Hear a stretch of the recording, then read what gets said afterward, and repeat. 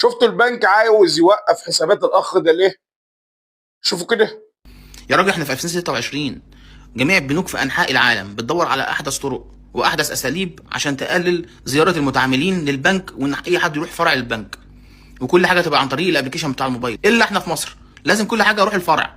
يعني انا واحد متغرب عايش بره مصر، تجيلي رساله دلوقتي من البنك الاهلي: زور اقرب فرع ليك عشان تحدث بياناتك والا المعاملات بتاعتك هتتوقف. طب انا اروح فين؟ يعني انا عايش بره مصر اروح فين؟ يعني حتى تحديث البيانات مش موجوده على الابلكيشن بتاع البنك الاهلي. طب اروح فين انا عايش بره مصر؟ يا عم يا مدير البنك الاهلي رد عليا، اروح فين وانا عايش بره مصر؟ احدث بياناتي ازاي وتوقف لي حسابي ليه؟ انا عاوز اقول لكم اني بعاني من الموضوع ده. انا غيرت بطاقتي فجت لي رساله من البنك ان لازم اروح الفرع علشان احدث بياناتي.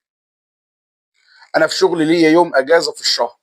بالفعل خدت اليوم ورحت علشان احدث. لقيت الموظفه بتقول لي التحديث بتاعك لسه مش جاهز، تعالى في اول الشهر الجاي. وانا احاول افهمها اني باخد اجازه من شغلي بصعوبه، لكن هي بتقول لي لازم تيجي وتحضر ويا ريت يكون في اول الشهر كمان. يعني انا كنت واخد الاجازه في اخر الشهر، وهي بتقول لي تعالى في اول الشهر الجاي، بدون مراعاه لان انا بشتغل او عندي ظروف. وبتقول لي ممكن لو ما جيتش كمان حساباتك تقف. مش عارف ايه الشغل والطريقه العقيمه اللي مش هتتغير ابدا دي.